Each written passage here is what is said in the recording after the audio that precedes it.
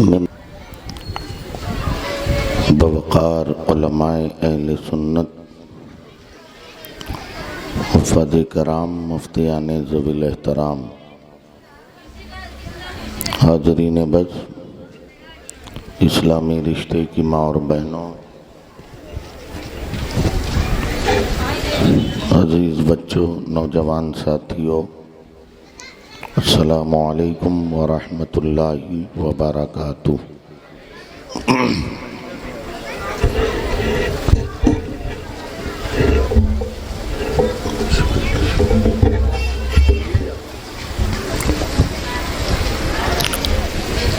الحمد للہ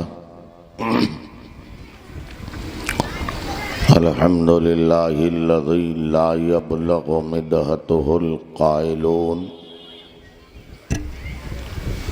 ولا ینالہ غوث الفتن ولا یدرکہ بعد الہمم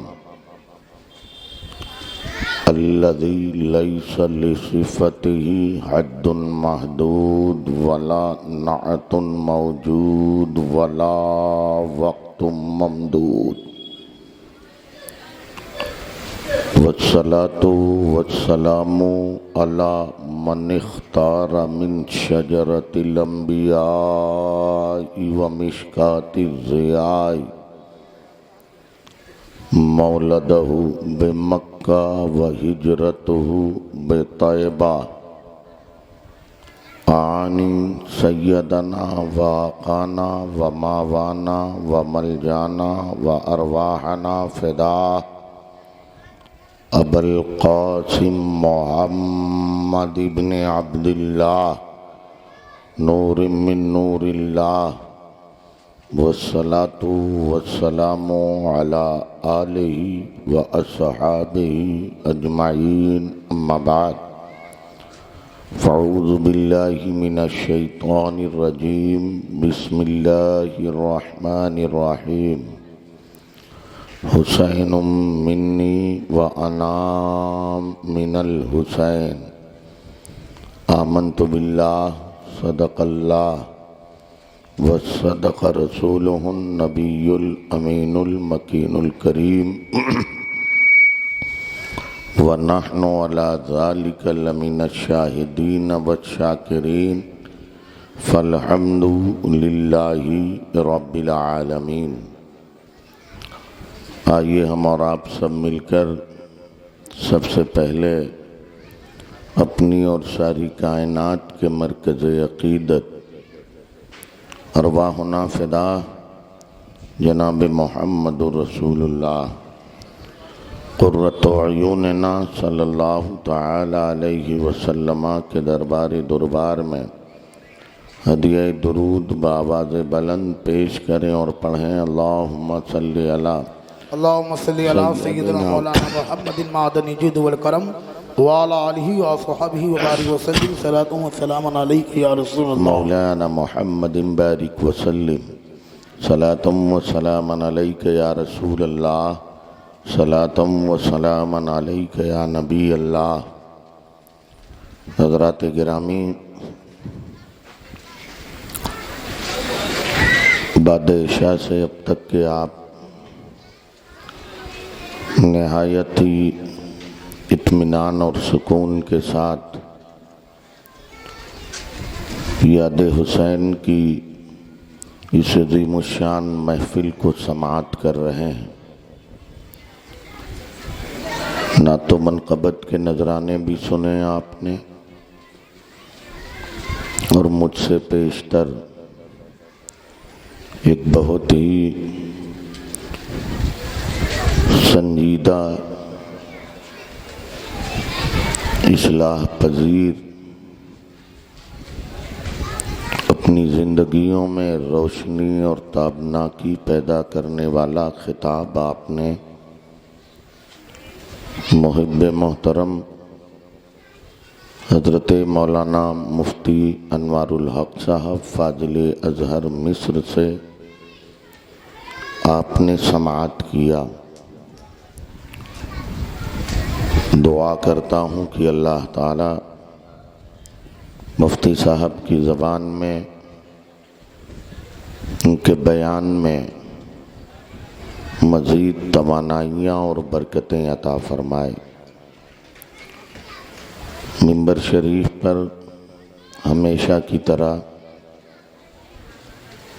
ہماری جماعت کے ایک بڑے لائق و فائق مفتی حضرت علامہ مفتی عرفان احمد مصباحی زید مجدہ جلوہ بار ہیں۔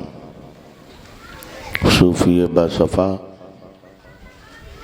حضرت حافظ و قاری صوفی لال محمد صاحب سیکریٹری قاضی شہر وہ بھی تشریف رکھتے ہیں۔ عزیز اسد جناب سید فیضان صاحب سلمہ اللہ المنان وہ بھی جلوہ بار ہیں۔ نقابت کے فرائض بحسن خوبی انجام دے رہے ہیں۔ عالی مرتبت جناب سید عامر صاحب آپ حضرات نہایت سنجیدگی سے سن رہے ہیں، یہ ہمارے لیے بہت نیک فعل ہے۔ علماء کی گفتگو کو اسی سنجیدگی اور متانت کے ساتھ سننا چاہیے۔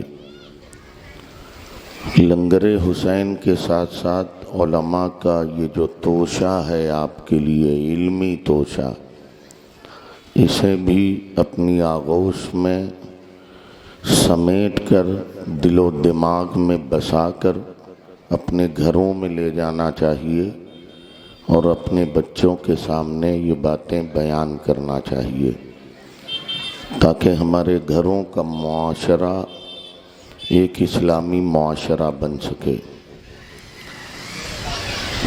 بہت اچھی منقبت آپ نے جناب انظر صاحب سے سماعت کی،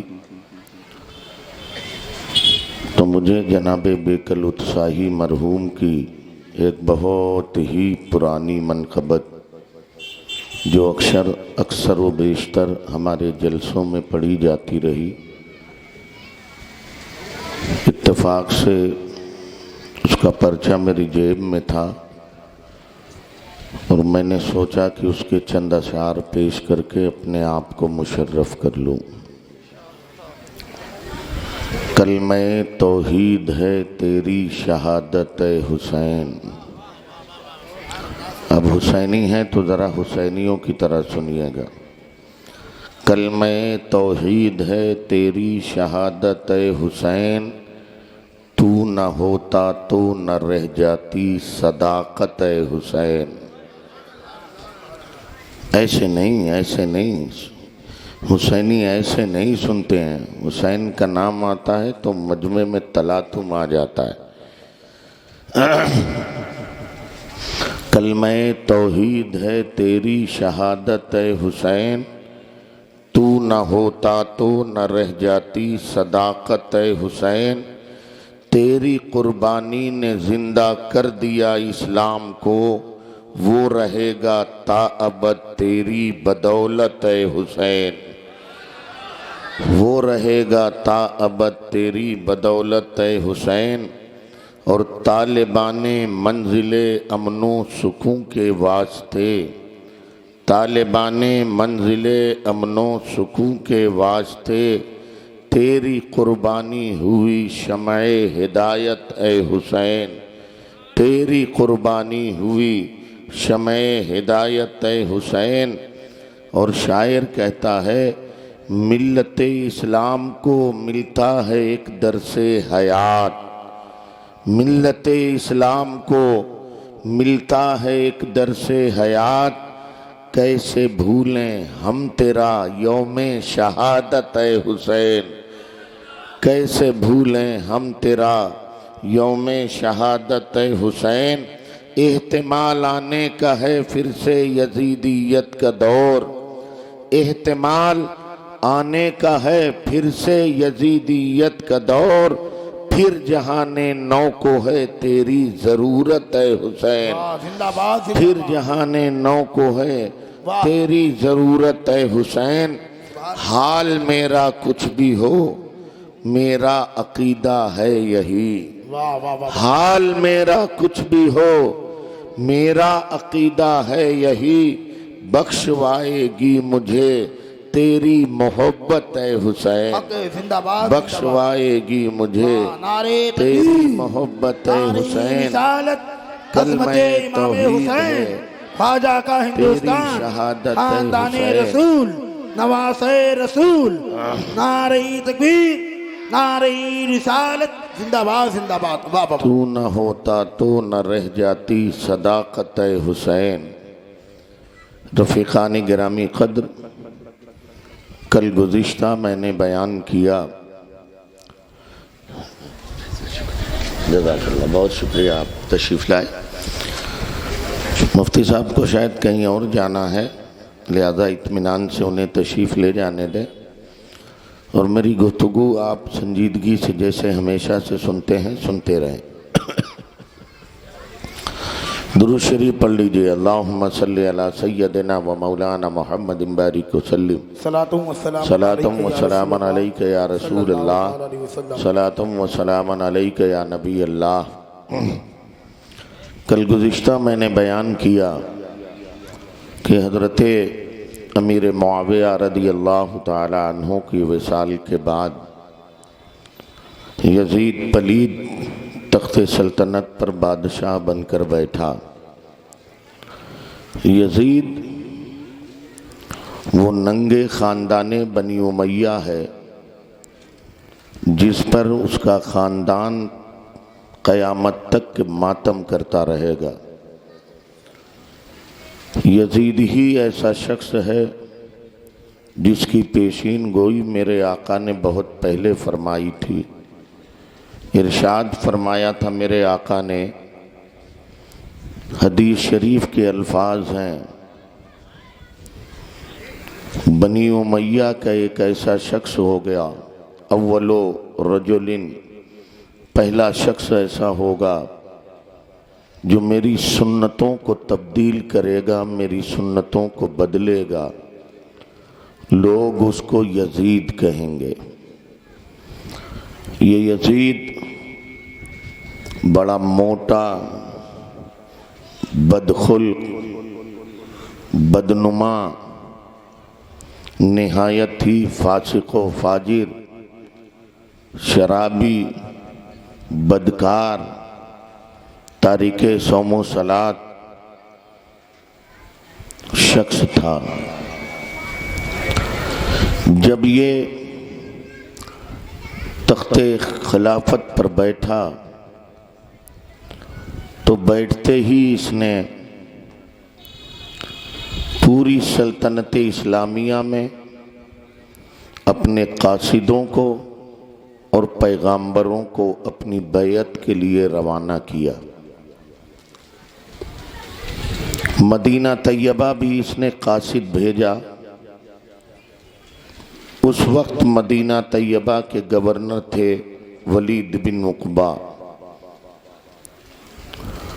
ولید بن عقبہ کو اس نے خط لکھا اور خط میں اپنے باپ حضرت امیر معاویہ کے انتقال کی خبر لکھی، اور پھر اس نے لکھا کہ تم اہلیان مدینہ کے خاص و عام سے میری بیعت لو،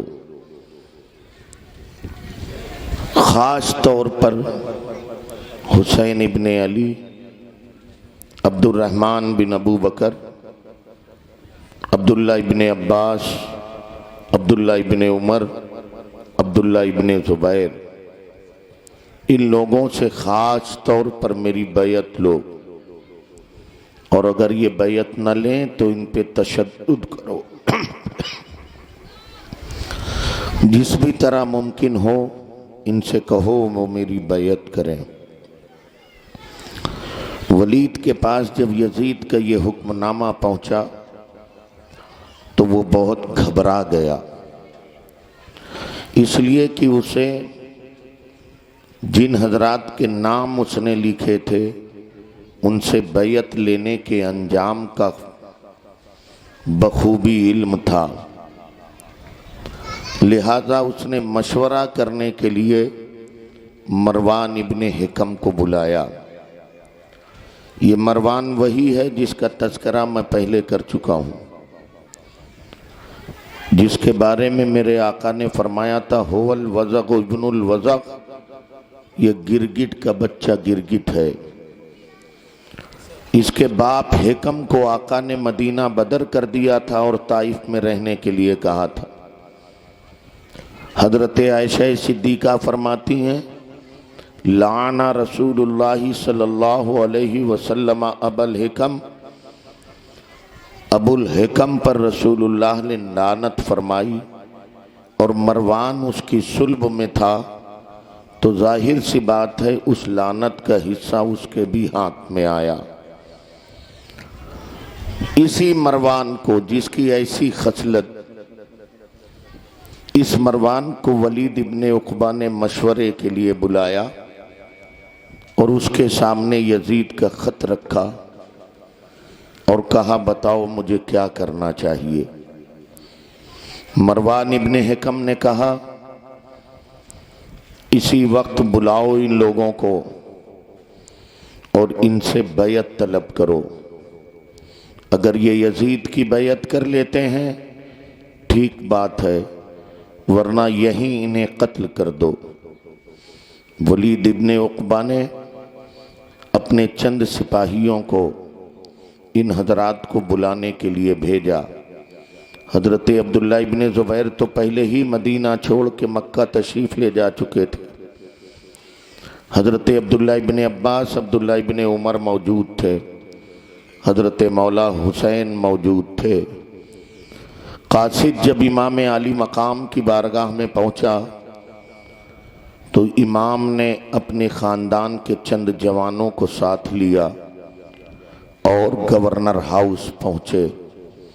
جوانوں کو گورنر ہاؤس کے باہر کھڑا کر دیا اور فرمایا دیکھو اگر میری آواز بلند ہو تو تم لوگ اندر آ جانا، اور جب تک کہ میں باہر نہ آ جاؤں تم لوگ یہاں سے مت جانا۔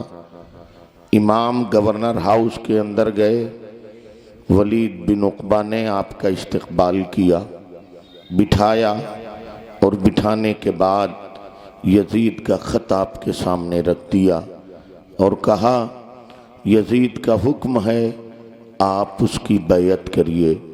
آپ نے خط پڑھا، اس میں حضرت امیر معاویہ کے انتقال کا تذکرہ تھا، انا للہ و انا الیہ راجعون پڑھا، اور پڑھنے کے بعد فرمایا ولید میں کوئی بزدل آدمی نہیں ہوں کہ اتنا چھپ چھپا کے یزید کی بیعت کروں، تم سارے لوگوں سے کھلے عام بیعت لو، میں بھی بیعت کر لوں گا۔ ولید بن عقبہ محب اہل بیت تھا۔ آپ اتنا کہہ کے جانے لگے، مروان نے ولید بن عقبہ سے کہا تم نے اچھا موقع ہاتھ سے جانے دیا، تم انہیں قتل کر دو، ورنہ پھر یہ کبھی تمہارے ہاتھ میں نہیں آئیں گے اور تم انہیں ان پر قابو نہیں پا سکو گے۔ یہ بات امام علی مقام نے سنی تو پلٹے، آپ نے فرمایا او ملعون، کیا تو مجھے قتل کرے گا یا یہ گورنر مدینہ مجھے قتل کرے گا؟ ولید بن عقبہ نہایت سنجیدہ آدمی تھا، امام علی مقام کی عظمت سے آگاہ تھا۔ اس نے کہا نہیں حضور آپ تشریف لے جائیں۔ امام تشریف لے گئے تو پھر مروان نے کہا تم نے اچھا نہیں کیا حسین کو چھوڑ کر۔ ولید بن عقبہ نے جواب دیا گورنر مدینہ نے، اے مروان تو مجھے کیسا مشورہ دیتا ہے؟ کیا یزید کی بیعت نہ کرنے پر میں نواسۂ رسول کا خون بہا دوں؟ سن، خدا کی قسم اگر دنیا کی ساری دولت میرے قدموں میں ڈال دی جائے تب بھی میں ہرگز اسے گوارا نہیں کروں گا کہ حسین کے خون سے اپنے ہاتھ کو آلودہ کروں۔ آپ نے اطمینان سے جانے دیا۔ امام باہر آئے، اپنے جوانوں کے ساتھ گھر تشریف لائے۔ دن گزر گیا، شام ہوئی، پھر ولید ابن عقبہ نے قاصد بھیجا کہ گورنر نے بلایا ہے۔ آپ نے قاصد سے کہا جاؤ گورنر سے کہہ دو اس وقت نہیں ہے، موقع رہا، زندگی نے ساتھ دیا تو میں صبح حاضر آؤں گا۔ اتنا کہا آپ نے، قاصد واپس چلا گیا، آپ نے محسوس کیا جب بیعت سے انکار کر دیا تو بیعت کے انکار سے اندازہ تھا امام کو کہ بیعت کے انکار سے یزید بہت برہم ہوگا، بڑا خشمناک ہوگا، غضبناک ہوگا، میرے قتل کے در پہ ہوگا۔ امام چاہتے تو یزید کی بیعت کر لیتے، یزید دنیا کی ساری دولت میرے امام کے قدموں میں ڈال دیتا، مگر خدا کی قسم اگر امام یزید کی بیعت کر لیتے تو یزید کی ساری برائیوں کے لیے امام کا بیعت کرنا سند بن جاتا اور پوری ملت اسلامیہ کا نظام پارا پارا ہو کر فضائے آسمانی میں بکھر جاتا، قانون اسلام متغیر ہو جاتا، بدل جاتا، نظام مصطفیٰ ترمیم ہو جاتا۔ میرے عزیز، ایسے موقع پر امام نے یہ تو گوارا کیا کہ میرا قتل ہونا ہے ہو جائے، مگر میرے نانا کے دین کا ایک زبر بدل دیا جائے، یہ حسین کبھی گوارا نہیں کرے گا۔ اس لیے آپ نے قاصد کو جانے کے بعد اپنے گھر میں مشورہ کیا اور گھر والوں کو حکم دیا کہ شاید اب مدینہ طیبہ میں رہنا اور زندگی گزارنا دشوار ہو گیا ہے، اس لیے رخصت کی تیاری کرو، ہجرت کی تیاری کرو، آج رات ہی ہم مدینہ چھوڑ دیں گے۔ کون مدینہ؟ وہ مدینہ جو میرے آقا کو سب سے زیادہ پسند تھا۔ صحابہ فرماتے ہیں، حدیث شریف میں فرمایا گیا کہ نبی کا انتقال وہی ہوتا ہے جو شہر اسے سب سے زیادہ محبوب ہوتا ہے۔ میرے آقا کا انتقال مدینے میں ہوا، اس لیے مدینہ میرے آقا کو دنیا کے سارے شہروں میں سب سے زیادہ محبوب اور پسندیدہ تھا۔ مدینہ سے رخصتی کا وقت آتا ہے، اللہ اکبر، میرے امام اپنے گھر والوں کو تیاری کا حکم دیتے ہیں۔ گھر والے تیار ہو رہے ہیں، بیویاں تیار ہو رہی ہیں، رات کا پچھلا پہر ہے، ہو کا عالم ہے، سناٹا ہے۔ مدینہ کے باشندے نہایت اطمینان اور سکون کے ساتھ چین کی نیند سو رہے ہیں۔ کھجوروں کی ٹہنیاں پرکیف فضاؤں سے آپس میں گلے مل رہی ہیں، نہایت اطمینان اور سکون کا، اور نور کے نازل ہونے کا وقت ہے۔ پورا نور، پورا مدینہ بقعہ نور بنا ہوا ہے۔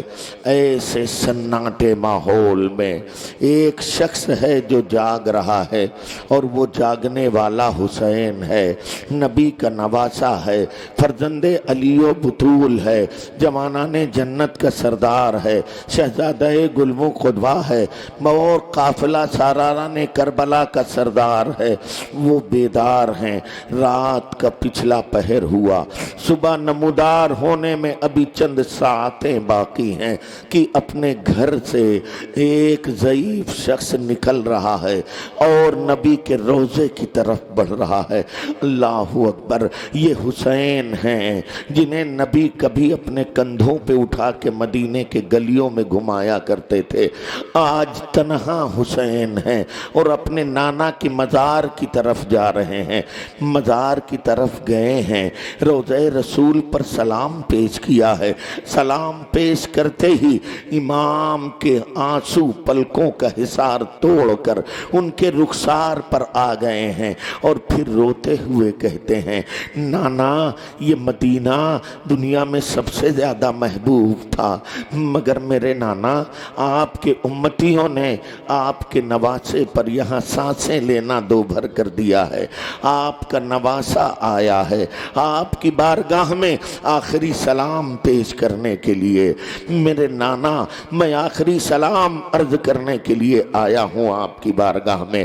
میرے نانا، آپ فرماتے تھے نا کہ میں آپ کے دین پر شہید ہو جاؤں گا، آپ نے فرمایا تھا نا کہ میں آپ کے دین کو، مذہب کو بچاؤں گا، اسی دین کی بقا کے لیے، اسی مذہب کے تحفظ کے لیے میں تیار ہو گیا ہوں۔ میرے لاڈلے تیار ہو گئے ہیں، شہزادہ 6 ماہ کا علی اصغر بھی تیار ہو گیا ہے، نانا اب مجھے اجازت دیجیے جانے کی، اور میرے لیے دعا کریے کہ جب وہ منظر آئے جسے دیکھ کر بڑے بڑے سورما دہل جائیں، ان کا کلیجہ منہ کو آئے، تو میرے پائے استقلال میں لغزش نہ آئے۔ نانا دعا کریے کہ آپ کا حسین آپ کے بچائے ہوئے میدان امتحان میں ناکام نہ ہو، کامیابی کی ردا اور چادر اوڑھ کر آپ کی بارگاہ میں آئے۔ ذرا سوچو تو صحیح، جب امام علی مقام نے، امام حسین نے رو رو کے نانا کی بارگاہ میں استغاثہ کیا ہوگا، رو رو کے نانا کی بارگاہ میں انہوں نے یہ دعا کی ہوگی، تو دیدہ خوبار نے اشک غم کی بارش کی ہوگی۔ اور اگر شریعت کی دیواریں حائل نہ ہوتی، حکم شریعت نہ ہوتا، تو مصطفیٰ اپنی مزار سے باہر آ کے اپنے لاڈلے کو اپنے سینے سے لگا لیتے اور والوداع کہتے، مگر شریعت مانے ہیں، مزار میں ہیں مصطفیٰ، مچل رہے ہیں۔ دیدہ خوبار نے اشک غم کی بارش کی ہے، اور حسین کہتے جا رہے ہیں، فریاد کرتے جا رہے ہیں، پھر روتے ہوئے مدینہ سے اپنے نانا کی مزار سے باہر آتے ہیں۔ ذرا ان سے پوچھو جو کبھی مدینہ گئے ہیں، جن کی حاضری مدینہ میں ہوئی ہے، جو روضہ رسول پہ حاضر ہوئے ہیں، جب وہاں سے رخصت ہوتے ہیں تو کیسا کلیجہ منہ کو آتا ہے، کیسا رونا آتا ہے، آنسو بے اختیار نکلنے لگتے ہیں۔ اللہ اکبر کبیرہ، حسین روضہ رسول پر حاضر تھے، عجیب تماشا تھا، ایک نور کی لڑی تھی جو روضہ رسول پر لگی ہوئی تھی۔ اب یہ اہل بصیرت جانے، اہل تصوف جانے، وہ نور حسین کے سر سے آسمان کی طرف جا رہا تھا، یا آسمان سے حسین کے قدموں پہ آ کے قربان ہو رہا تھا۔ حسین نکلے ہیں مزار مصطفیٰ سے، اپنے گھر گئے ہیں، وہاں سامان سفر تیار ہے، سغرا کے علاوہ واہلیان ہیں، ازواج مطہرات ہیں، جناب قاسم ہیں، جناب علی اکبر ہیں، 6 ماہ بچہ علی اصغر بھی ہے، جناب قاسم بھی ساتھ ہو لیے ہیں، بہن جناب زینب سلام اللہ علیہ نے بھی اپنے شوہر زبیر بن عوام سے بھائی کے ساتھ جانے کی اجازت لے لی ہے۔ یہ مختصر سا قافلہ رات کے سناٹے میں فجر کے طلوع ہونے سے پہلے مدینۃ الرسول کو خیر بات کہتا ہوا سنیت الوداع کی گھاٹیوں میں پہنچتا ہے۔ اللہ اکبر، تاریخ کانپ جاتی ہے، کلیجہ منہ کو آ جاتا ہے، آنکھیں آنسوؤں سے مشک بوجھل ہو جاتی ہیں۔ ایک وہ زمانہ تھا جب یہی سنیت الوداع کی گھاٹی تھی، جب آمنہ کا لال یہاں آیا تھا تو پورا مدینہ اس کے استقبال کے لیے اپنا دل بچھا دیا تھا، اپنی آنکھیں بچھا دی تھی، مرحبا بکا یا رسول اللہ کے نعرے لگا رہے تھے، قد جاء رسول اللہ فینا کے نعرے لگا رہے تھے۔ بنی نجار کی چھوٹی چھوٹی شہزادیاں دف بجا کے تلال بدر علینا من سنیات الوداع وجب الشکر علینا ما دعا للہ دائی کے نغمات گا رہی تھیں۔ ایک وہ زمانہ تھا جب آمنہ کا لال اور آمنہ کا چاند سنیت الوداع میں آیا تھا تو اس طرح استقبال کیا گیا تھا۔ آج فاطمہ کا چاند وداع کی گھاٹیوں میں جا رہا ہے تو کوئی الوداع کہنے والا نہیں ہے، کوئی ان کا استقبال کرنے والا نہیں ہے، کوئی ان کو رخصت کرنے والا نہیں ہے، کوئی انہیں خیر بات کہنے والا نہیں ہے۔ وداع کی گھاٹیوں پر حسین رکتے ہیں، نانا کے روضے پر نظر ڈالتے ہیں، پھر دھرا جاتے ہیں، کلیجہ منہ کو آ جاتا ہے، اور پھر اشکبار آنکھوں سے کہتے ہیں، نانا آپ کا یہ مقدس شہر، اس کو خیر بات کہتے ہیں، الوداع کہتے ہیں، اپنے نواسے کا آخری سلام قبول کریے، زندگی رہی تو پھر آپ کی بارگاہ میں حاضری ہوگی۔ یہ کہتے ہوئے امام عرش مقام علی جدہ و علیہ الصلوۃ والسلام مدینہ سے ایک مختصر سے قافلے کے ساتھ رخصت ہو کر جائے امن جو ان کے دادا جناب ابراہیم خلیل نے بنایا تھا، جو پوری کائنات کے لیے امن کا گہوارہ ہے، کا مولد تھا، جو اللہ کا گھر ہے، جہاں ان کی نانی کی مزار مقدسہ ہے، جہاں ان کی ماں پیدا ہوئی تھی، جہاں ان کا بچپن گزرا تھا، آج حسین اسی مکہ میں آ رہے ہیں۔ 4 شعبان المعظم سن 60 ہجری ہے، 4 شعبان المعظم ہے، امام مکہ میں آئے ہیں، اپنے باپ دادا کے گھروں میں قیام کیا ہے۔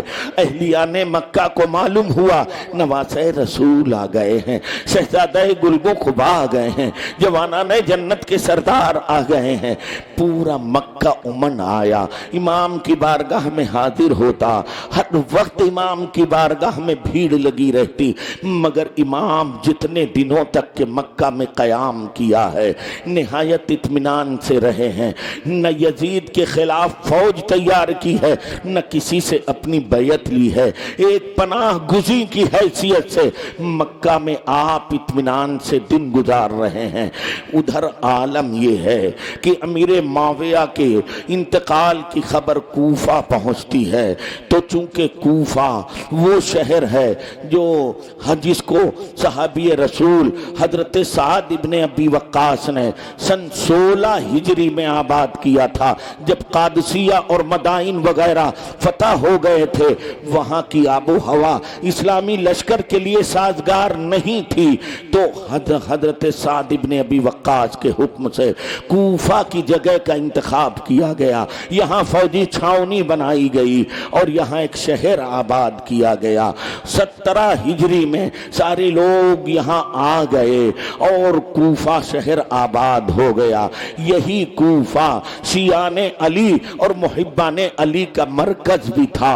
کوفہ کے لوگوں کو پتا چلا کہ امیر معاویہ کا انتقال ہو گیا ہے اور یزید بدبخت تخت سلطنت پر بیٹھ گیا ہے، متمکن ہو گیا ہے، تو سارے محبان علی اس سے پہلے بھی انہوں نے امام کی بارگاہ میں خط لکھا تھا، امام آپ آئیے ہم آپ کی ہاتھ پر بیعت کریں گے، مگر کوفیوں کی بدہدی کا اندازہ امام کو تھا، اس لیے امام نے مدینہ سے صاف جواب لکھ دیا تھا کہ ہم تمہارے پاس نہیں آئیں گے، ہم اپنی بیعت کسی سے نہیں لیں گے۔ مگر آج امیر معاویہ کے انتقال کے بعد سلیمان بن سرد کے مقام پر سارے محبان علی اکٹھا ہوئے، کوفہ کے روسا اکٹھا ہوئے، اور اکٹھا ہونے کے بعد انہوں نے حضرت امیر معاویہ کے انتقال پر اللہ کا شکر بجا لائے، اور بجا لانے کے بعد انہوں نے کہا امیر معاویہ کا انتقال ہو گیا ہے، ان کا بیٹا یزید تخت پر بیٹھ گیا ہے، اب اگر تم لوگ محبان علی ہو، حضرت علی سے محبت کرنے والے ہو، تو سنو امام حسین بھی مدینہ سے رخصت ہو کر مکہ آ گئے ہیں، اب اگر تم ان پر اپنی جانیں فنا کرنے کے لیے تیار ہو، جانے ساری کا وعدہ پختہ پختہ کرو، اپنا مال اموال اولاد سب ان پر فنا کرنے کے لیے تیار ہو، تو انہیں خط لکھو اور انہیں کوفہ بلاؤ۔ سارے کوفیوں نے، شیعان علی نے، محبان علی نے، سب نے بیک زبان کہا میرے امام آئیں اور تشریف لائیں، ہم ان پر اپنی جانیں قربان کر دیں گے، اپنے گھر کا بچہ قربان کر دیں گے، ان پر حرف نہیں آنے دیں گے۔ خط لکھا گیا اور پہلا خط عبداللہ بن دال اور عبداللہ بن سبئی کے ہاتھ میں 10 یا 15 رمضان المبارک سن 60 ہجری کو امام کی بارگاہ میں اسی مضمون کا پہنچا کہ ہمیں معلوم ہوا ہے امیر معاویہ کا انتقال ہو گیا ہے، یزید تخت پر بیٹھ گیا ہے، اے امام گورنر کوفہ نعمان بن بشیر شام کا گورنر یہاں موجود ہے، مگر ہم اس کے پیچھے جمعہ نہیں پڑھتے ہیں، عیدین کی نماز نہیں پڑھتے ہیں، امام آپ تشریف لائیے، ہم آپ کے ہاتھ پر بیعت کریں گے اور ان کوفیوں کو، شامیوں کو، یزیدیوں کو یہاں سے نکلنے پر مجبور کر دیں گے۔ 3 دن کے اندر 53 اور بلکہ ایک روایت کے مطابق 150 خطوط اسی مضمون کے امام عالی مقام کے پاس پہنچے۔ آخری خط جو ہے عبداللہ بن حنفی کے ذریعے حضرت امام عالی مقام تک پہنچا۔ اب امام عالی مقام کے لیے بڑا عجیب معاملہ موجود ہے۔ ذرا آپ تصور کریے، عجیب مسئلہ ان کے سامنے درپیش ہو گیا ہے۔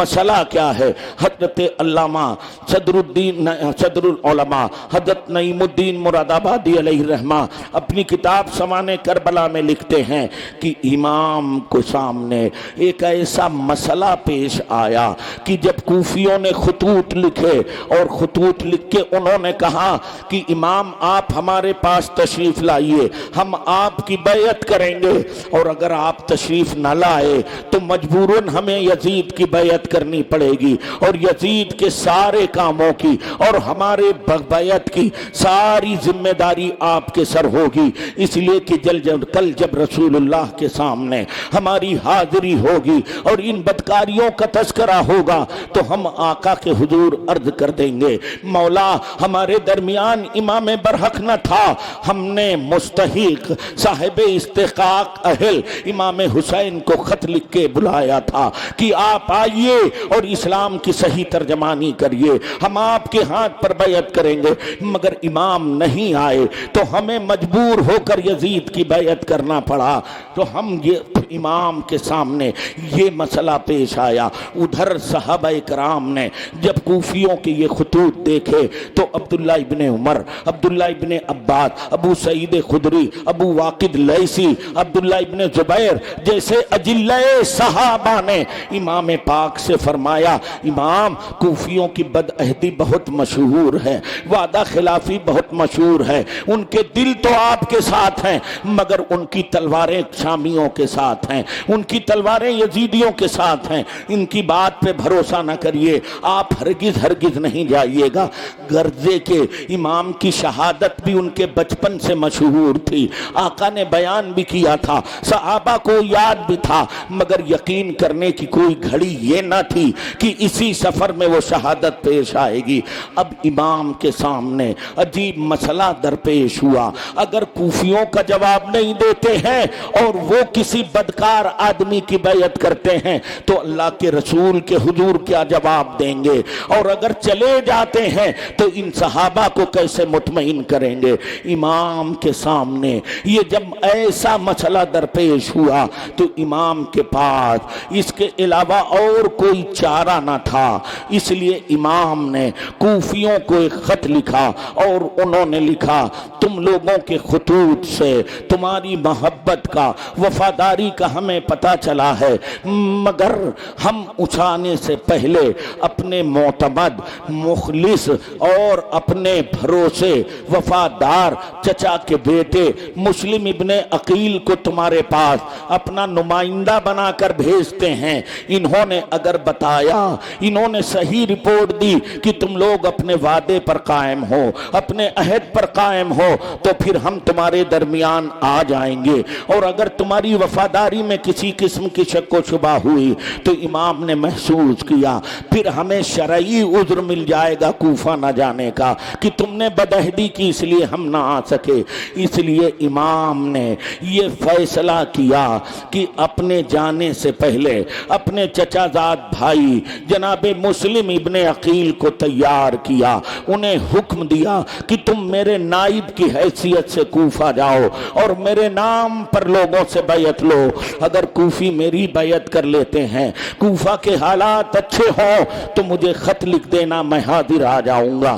حضرت مسلم ابن عقیل جب چلنے لگے ہیں، ان کے دو بیٹے تھے، ان کے دو شہزادے تھے، وہ بھی آ گئے، ابا ہم بھی چلیں گے، روکا گیا، کہاں اتنا لمبا سفر، ریتیلی زمین، وہ چھکڑ، وہ لو، باد سرسر کے مسموم جھوکے، دنوں دن پانی کا نام و نشان نہیں ہوگا، شہزادو تم کہاں جاؤ گے؟ چمنستان فاطمی کے تم گلے شگفتہ ہو، یہ باد سرسر کے مسموم جھوکے تمہیں مرجھا دیں گے، تم نہ جاؤ، مگر دو قدم بھی نہیں چلنے کی ہے طاقت مجھ میں کیا جاتا ہوں، مجھے عشق لیے جاتا ہے، شاید بچپنے میں صغر سنی میں ان شہزادوں کو بھی جام شہادت نوش کرنا تھا، اس لیے دوڑتے ہوئے امام کی بارگاہ میں پہنچتے ہیں، بابا جان کیا مجھے کربلا جانے اور کوفہ جانے کی اجازت نہ ملے گی؟ روتے روتے امام کی بارگاہ میں جب انہوں نے عریضہ پیش کیا ہے تو امام نے بھرائی ہوئی آواز کے ساتھ، آپ دیدہ آنکھوں کے ساتھ ان شہزادوں کو بھی رخصت کیا۔ مسلم ابن عقیل ہیں، اپنے دونوں شہزادوں کے ساتھ مکہ سے کوفہ کی طرف روانہ ہوتے ہیں۔ تب وہ روایت میں لکھا گیا ہے یہ حضرت مسلم ابن عقیل اپنے دونوں شہزادوں کے ساتھ کوفہ پہنچے ہیں، تو پہنچنے کے بعد مختار ابن عبید کے گھر پر قیام کیا۔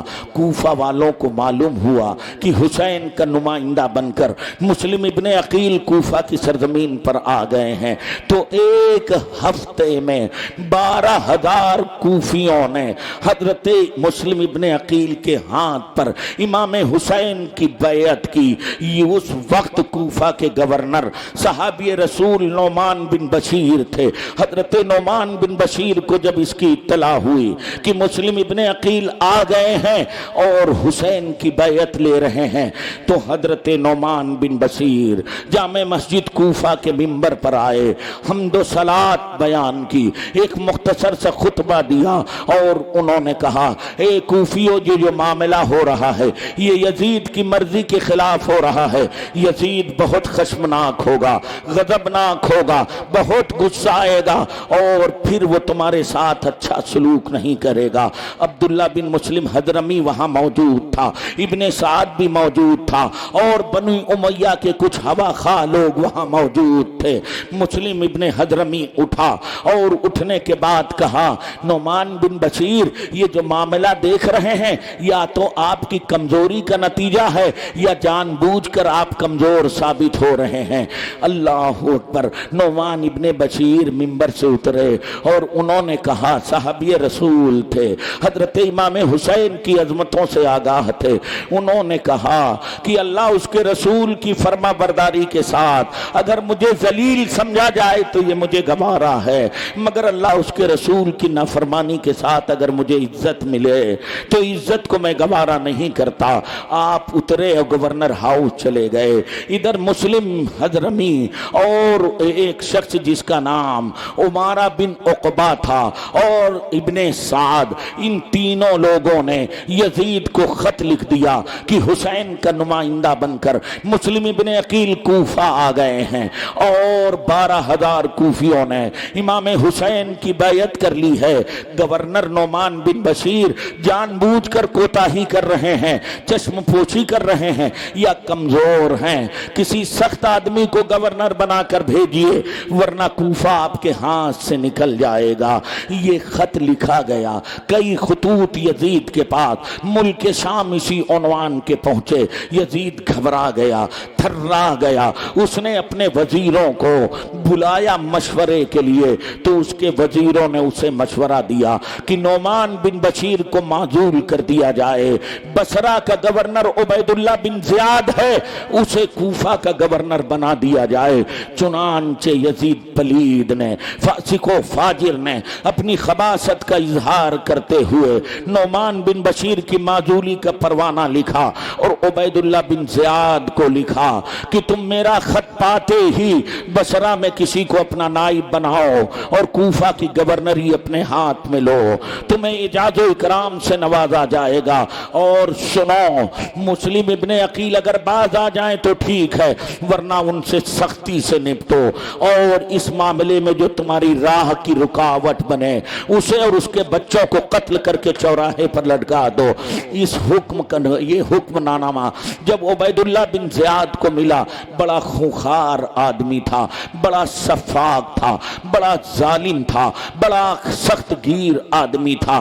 یزید کا حکم نامہ ملا، آنکھوں میں چمک پیدا ہو گئی عبید اللہ بن زیاد کے، اور پھر اس نے بصرہ میں اپنے بھائی کو اپنا جانشین بنایا. جانشین بنانے کے بعد لشکر لے کر کوفہ کی طرف چلا.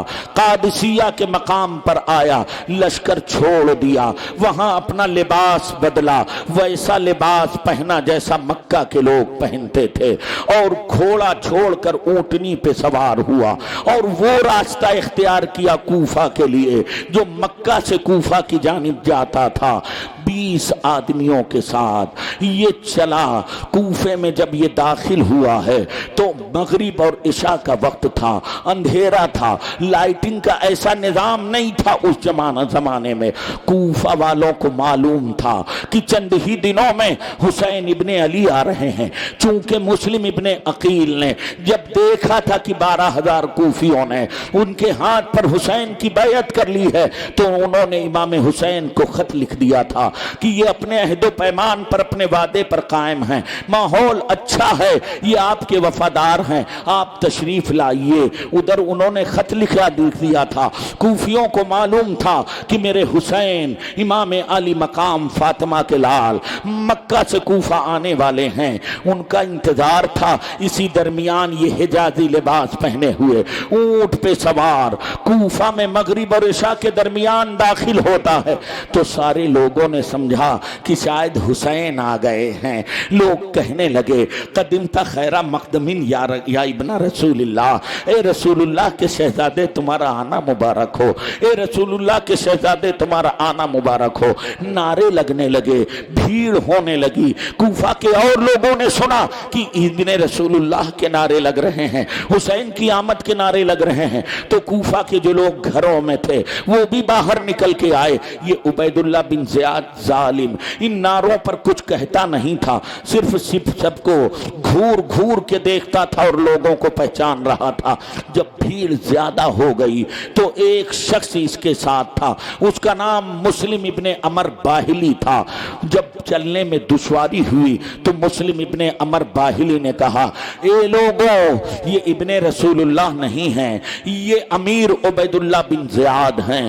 اتنا کوفیوں نے سنا تو انہیں بہت افسوس ہوا, حیرت ہوئی, ڈر بھی محسوس ہونے لگا کہ یہ شخص کہاں سے آ گیا ہے. مجمع چھٹنے لگا اور عبید اللہ بن زیاد 20 آدمیوں کے ساتھ ڈائریکٹ گورنر ہاؤس پہنچا. وہاں حضرت نعمان بن بشیر کو ان کی معزولی کا پروانہ دیا اور خود گورنر ہاؤس میں گورنر کی کرسی اور تخت پر بیٹھ گیا.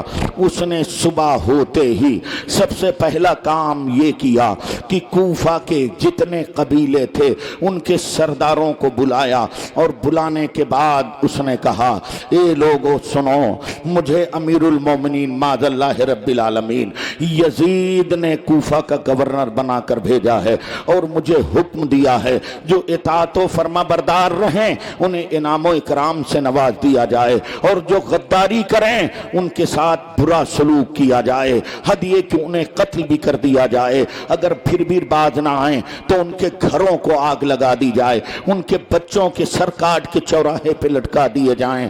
اور لوگوں, تم جانتے ہو کہ میں امیر المومنین یزید کے حکم پر مکمل عمل کروں گا.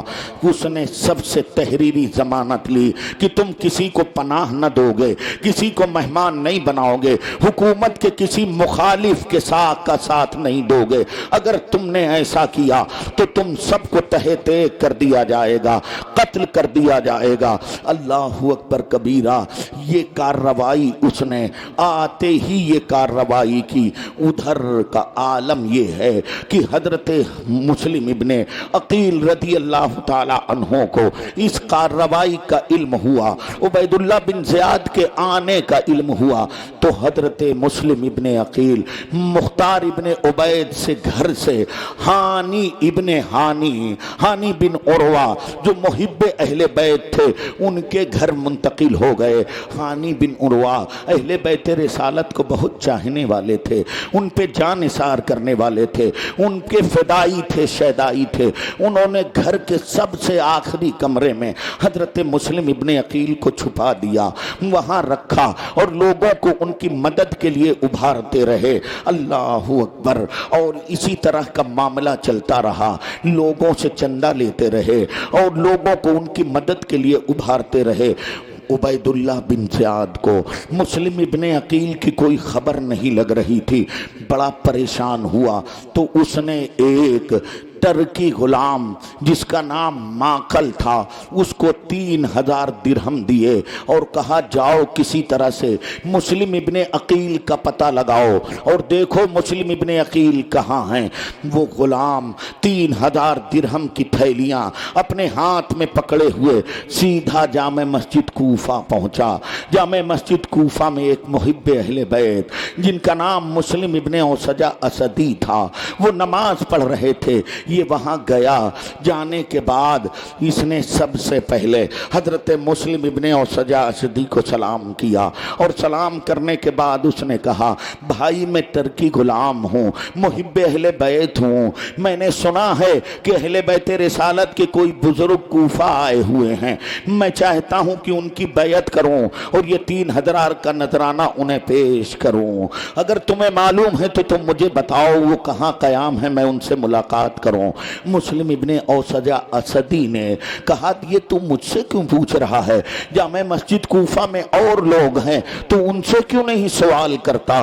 بڑا چالاک تھا غلام، اس نے کہا پوری مسجد میں تمہارے چہرے پر جو محبتوں کا نور نظر آ رہا ہے وہ یہ بات بتا رہا ہے، اس بات کی نشاندہی کر رہا ہے کہ تم بھی فاطمہ اور ان کے بچوں کے چاہنے والے ہو، اہل بیت رسالت کے شیدائی اور فدائی ہو۔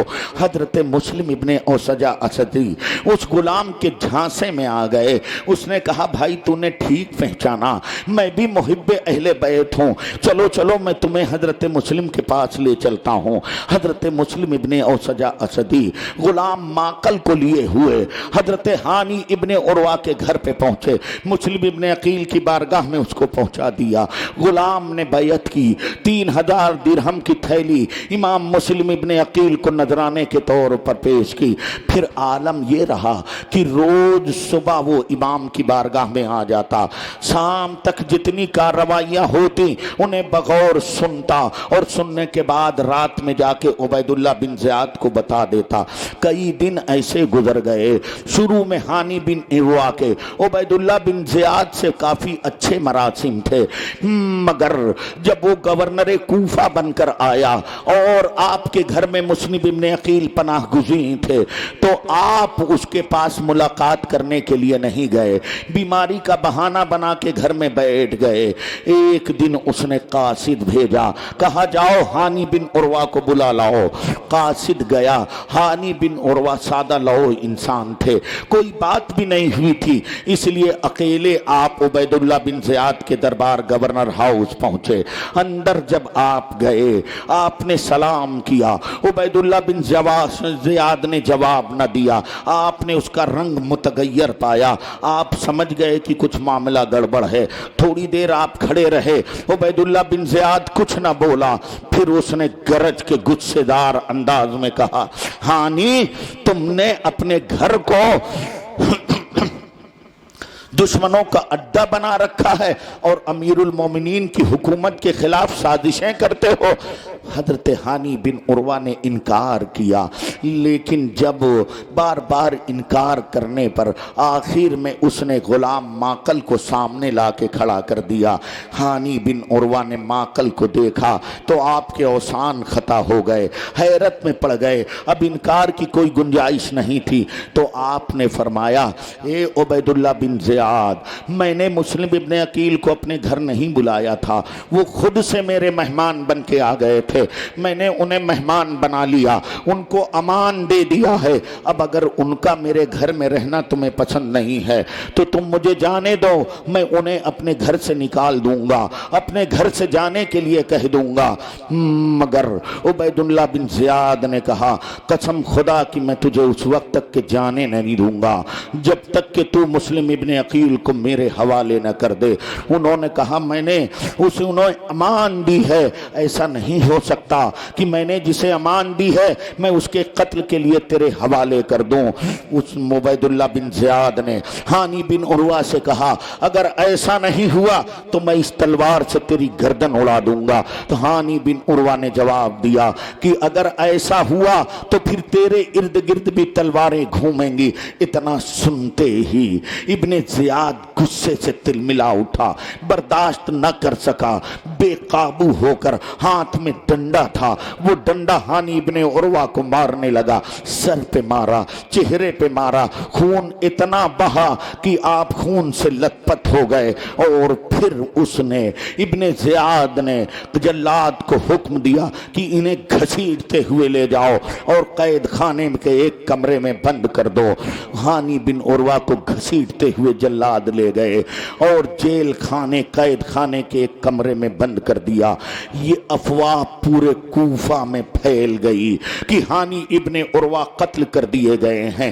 اتنا سنتے ہی ہانی ابن عروہ کے قبیلہ مزہج کے لوگ، ان کے برادر نسبتی، برادر ان لا جن کو سالہ کہتے ہیں، جن کا نام عمر ابن الحجاج تھا، عمر ابن الحجاج کی سربراہی میں 12,000 کا لشکر لے کر عمر ابن الحجاج نے گورنر ہاؤس کا محاصرہ کر لیا، گھیر لیا گورنر ہاؤس کو۔ اور پھر عمر ابن حجاج نے ایک خطبہ دیا، اس نے کہا ہم نے حکومت کے خلاف سازش نہیں کی ہے، حکومت کے خلاف ہم نے بغاوتیں نہیں کی ہیں، مگر ہمارے سردار کو ظلماً قتل کر دیا گیا ہے، ہم اس انتقام کا بدلہ لیں گے۔ تو انتقام انتقام انتقام انتقام کا شور بلند ہو گیا، 12,000 لشکریوں کا۔ جب یہ شور گورنر ہاؤس میں بیٹھے عبید اللہ بن زیاد کے کانوں سے ٹکرایا ہے، تھرا گیا عبید اللہ بن زیاد، گھبرا گیا۔ نقشہ تو بہت اچھا جمع تھا، اگر عمر بن حجاج اپنے لشکریوں کو حملے کا حکم دیتا تو گورنر ہاؤس میں بہت تھوڑی فوج تھی، پورا قلعہ فتح ہو جاتا، گورنر ہاؤس فتح ہو جاتا، ہانی بن عروہ بھی چھوٹ جاتے، مگر یہ نعرہ لگاتے رہے۔ ادھر عبید اللہ بن زیاد نے کوفہ کے قاضی شریح کو بلایا اور بلانے کے بعد کہا آئیے آپ جائیے ہانی بن عروہ کو دیکھ لیجئے، اور دیکھنے کے بعد آپ اعلان کر دیجئے کہ ہانی بن عروہ زندہ ہیں، ان کا قتل نہیں کیا گیا ہے۔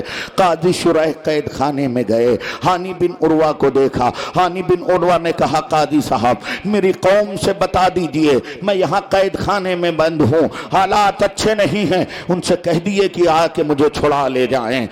مگر جب قاضی شریح گئے تھے ہانی بن عروہ کے پاس جیل، ابن زیاد کا ایک جاسوس جس کا نام حمید بن بکیر اسدی تھا وہ بھی ساتھ ہو لیا۔ جاسوس کے ساتھ ہونے کی وجہ سے قاضی شریح آئے، فصیل پر کھڑے ہوئے اور لوگوں کو اعلان کیا کہ اے لوگوں، میں نے اپنی آنکھوں سے دیکھا ہے کہ ہانی بن عروہ بعض مصلحتوں کے پیش نظر قید کر دیے گئے ہیں، مگر ان کا قتل نہیں ہوا ہے، ہم اس کی ضمانت دیتے ہیں کہ وہ زندہ ہیں۔ اتنا سنتے ہی سارے قبیلے کے لوگ دھیرے دھیرے اپنے گھر کو واپس چلے گئے، چھٹ گئے۔ ادھر یہ اطلاع حضرت مسلم ابن عقیل کو ملی جو حضرت ہانی ابن عروہ کے گھر پر قیام پذیر تھے۔ انہیں جب اطلاع ہوئی کہ ہانی بن عروہ قید کر لیے گئے ہیں، ابن زیاد نے جیل خانے میں انہیں ڈال دیا ہے، تو آپ نے اپنے محبین، متعلقین، متوسلین کو آواز دی، سارے لوگ اکٹھا ہوئے، 40,000 کا لشکر جرار تیار ہو گیا۔ حضرت مسلم ابن عقیل اس لشکر کی قیادت کرتے ہوئے گورنر ہاؤس پہنچے، پورے گورنر ہاؤس کا محاصرہ کر لیا گیا۔ مورخین لکھتے ہیں نقشہ تو خوب جمع تھا، بس ایک حملے کی اجازت کی ضرورت تھی۔ اگر مسلم ابن عقیل لشکر کو حملے کی اجازت دے دیتے تو منٹوں میں گورنر ہاؤس کی اینٹ سے اینٹ بچ جاتی، عبید اللہ بن زیاد کا خاتمہ ہو جاتا اور پورا کوفہ کنٹرول میں آ جاتا۔ پھر یہی لشکر امڑتے ہوئے سیلاب کی طرح ملک شام پہنچتا اور دمشق میں یزید کے پائے تخت کو ہلا کے رکھ دیتا۔ نقشہ تو ایسا ہی جمع تھا، مگر کار بدستے کار کلانے قضا و قدرست، بندے کا کیا کیا ہوتا ہے، ہوتا وہی ہے جو تقدیر میں لکھا ہوتا ہے۔ حضرت امام مسلم ابن عقیل ایک بادشاہ داد گستر کی طرح، ایک انصاف ور بادشاہ کے نائب کی طرح آپ کھڑے رہے۔ آپ نے انتظار کیا، صلح و مصالحت کی کوشش کی۔ آپ نے نہیں چاہا کہ قوم مسلم کا خون ناحق بہایا جائے۔ آپ نے سوچا کہ کسی طرح سے صلح کی راہ کوئی پیدا ہو جائے، اس لیے مسلمانوں کی تلواریں مسلمانوں سے نہ ٹکرائیں اور مسلمانوں کی تلواروں سے مسلمانوں کی گردنیں نہ اڑائی جائیں۔ یہ جو وقفہ ہوا، یہ جو انٹرول ہوا، یہ جو وقت ملا، اس وقت کا فائدہ ابن زیاد جیسے عیار اور چالاک گورنر نے بخوبی اٹھایا، اور اٹھانے کے بعد اس نے فوراً وہ قبیلے کے سارے سرداروں کو بلایا، اور بلانے کے بعد اس نے کہا فصیل پر جاؤ اور اپنے اپنے قبیلے کے لوگوں سے کہہ دو وہ اپنے گھر چلے جائیں، قتل کروں گا ہی، تمہارے بیوی بچوں کو بھی نہیں چھوڑوں گا۔ یہ لوگ بھی جانتے تھے کہ اگر گورنر ہاؤس فتح بھی ہو گیا، جب تک کہ قلعہ فتح ہوگا اس وقت تک کہ ابن زیاد ہمیں موت کے گھاٹ اتار دے گا، اس لیے یہ سارے سردار قلعہ کی فصیل پر آئے، اور ان لوگوں نے دہائیاں دے دے کر اپنے قلعہ کے لوگوں کو کہنا، اپنے قبیلے کے لوگوں کو کہنا شروع کیا، اے لوگوں تم چلے جاؤ، وہ اگر مجھے زندہ دیکھنا چاہتے ہو، میرے بیوی بچوں کی سلامتی چاہتے ہو، تم خود مرنا نہیں چاہتے ہو، اپنے گھروں کو آگ نہیں لگوانا چاہتے ہو، تو اپنے اپنے گھروں کو آرام سے چلے جاؤ۔ یہ ہیلا کامیاب ہوا، اور پھر عالم یہ ہوا کہ دھیرے دھیرے لشکر چھٹنے لگا۔ حد یہ کہ مورخین لکھتے ہیں کہ صبح 40,000 کا لشکر جرار اپنے سروں کا نذرانہ ہاتھوں میں لیے ہوئے مسلم ابن عقیل کی بارگاہ میں حاضر تھا، مگر شام میں جب نماز مغرب ادا کی ہے مسلم ابن عقیل نے، تو اس وقت 300 یا 700 یا 500 لوگ آپ کے پیچھے تھے، مگر جب سلام پھیرا ہے تو ایک بھی کوفی ساتھ میں نہیں ہے۔ مسافرت ہے، غربت ہے، اجنبیت ہے، وطن سے دور ہیں، اب کوئی محب نہیں ہے، اب کوئی یاور نہیں ہے، اب کوئی مددگار نہیں ہے، اب کوئی خیر خواہ نہیں ہے۔ ایسے میں آپ بے قراری میں ٹہلنے لگتے ہیں، انہیں اپنے سے زیادہ امام عرش مقام کا خیال آتا ہے، اور ان کی آنکھوں سے آنسو نکل آتے ہیں کہ میں نے امام کو ان کوفیوں کی وفاداری کے بارے میں لکھ دیا ہے، اور یہ اتنے غدار ہیں، امام میرا خط پاتے ہی میرے کہنے پر اپنے بیوی بچوں کے ساتھ نکل چکے ہوں گے۔ آپ رونے لگتے ہیں، ٹہلنے لگتے ہیں، پھر آگے بڑھتے ہیں، ایک گلی میں جاتے ہیں، سخت پیاس لگی ہوتی ہے، پورے کوفے پر سناٹا طاری ہے، خوف ہے، دہشت ہے، وحشت ہے، پورا کوفہ غمگین بنا ہوا ہے، گلیوں میں شور کی آواز نہیں ہے، صرف ایک گھر کے چبوترے پر توعا نامی ایک عورت بیٹھی ہوئی ہے۔ مسلم ابن عقیل اس کے پاس پہنچتے ہیں، اور پہنچنے کے بعد کہتے ہیں مجھے پیاس لگی ہوئی ہے، ذرا پانی پلا دیا جائے۔ وہ عورت گئی، اندر سے پانی لائی، مسلم ابن عقیل کو پانی دیا، انہوں نے پانی پی کے برتن واپس کر دیا، وہ برتن گھر میں رکھنے گئی۔ جب واپس آئی تو کیا دیکھا، مسلم ابن عقیل بیٹھے ہوئے ہیں۔ اس نے کہا آپ اپنے گھر جائیے۔ ایک مرتبہ کہا بیٹھے رہے، 2 مرتبہ کہا بیٹھے رہے، 3 مرتبہ کہا بیٹھے رہے، پھر اس نے جھلا کے کہا کیا بات ہے، آپ پانی پی چکے، اب یہاں کیوں بیٹھے ہیں، اپنے گھر جائیے۔ مسلم ابن عقیل ایک سرد آہ بھرتے ہیں اور کہتے ہیں بہن میرا گھر کہاں ہے کہ میں جاؤں، تعجب ہے، تمناؤں کو اظہار، آرزوؤں کے تومار کے ساتھ جس مہمان کو کوفہ بلایا تھا آج اسی کوفہ کے سارے مہمان خانوں پر اسی مہمان کے لیے قفل اور تالا لگا دیا گیا ہے۔ اس نے پوچھا آخر بتاؤ پھر تم کون ہو، تمہارا گھر یہاں نہیں ہے؟ کہا میرا گھر نہیں ہے، میں مسافر ہوں، اجنبی ہوں اور ایک سخت مصیبت میں گرفتار ہوں۔ اس نے پوچھا بتاؤ تم کون ہو؟ جناب مسلم ابن عقیل نے کہا مجھے مسلم ابن عقیل کہتے ہیں۔ تو نے کہا اچھا تم ہی مسلم ابن عقیل ہو؟ کہا ہاں میرا نام ہی مسلم ابن عقیل ہو۔ وہ تو نامی عورت محب اہل بیت تھی، اہل بیت رسالت سے محبت کرنے والی تھی۔ اس نے کہا تم بھی فاطمہ کے گلستان محبت کے ایک حسین پھول ہو؟ کہا ہاں دنیا مجھے مسلم ابن عقیل کہتی ہے۔ کہا پھر یہاں کیوں بیٹھے ہو؟ آؤ میرے سینے کے تخت پر بیٹھو، آؤ میری پلکوں میں سما جاؤ۔ اگر تم یہاں بیٹھے رہے میدان محشر میں سیدہ کو کیا جواب دوں گی؟ روایت میں لکھا گھر کے اندر گئی، شاندار بستر بچھایا، مسلم ابن عقیل کو لے جا کے وہاں بٹھا دیا، شام کا کھانا پیش کیا، مگر یہاں بھوک سے تھی کہ کھانا کھاتے آپ نے انکار کر دیا۔ تھوڑی دیر کے بعد اس کا ایک شرابی آوارہ قسم کا لڑکا تھا، وہ لڑکا آیا، ادھر یہ توآ بار بار مسلم ابن عقیل کے کمرے میں جاتی، اپنی ماں کو اس خاص کمرے میں جاتا ہوا دیکھ کر لڑکے نے پوچھا ماں کیا بات ہے، کیوں بار بار اس کمرے میں تم جا رہی ہو؟ پہلے تو عورت نے انکار کیا مگر بچے کے اصرار پر اسے بتانا پڑا۔ اس نے کہا بیٹا ہمارے نصیبے جاگ گئے ہیں، آج فاطمہ زہرا کے گلستاں کا ایک فضو حسین پھول ہمارے اس بنجر زمین پر کھل گیا ہے، مسلم ابن عقیل آ گئے ہیں، دیکھو تم کسی سے اس واقعے کو بیان نہ کرنا۔ وہ آوارہ قسم کا شرابی لڑکا تھا، رات بھر تو خاموش رہا، صبح اٹھتے ہی کوفہ کے آئی جی محمد ابن اشعث کے بیٹے کو جا کے اس نے بتا دیا کہ جس مسلم ابن عقیل کو تم اور تمہارے باپ ڈھونڈ رہے ہیں وہ میرے گھر پہ عیش کا بستر جمائے بیٹھے ہوئے ہیں۔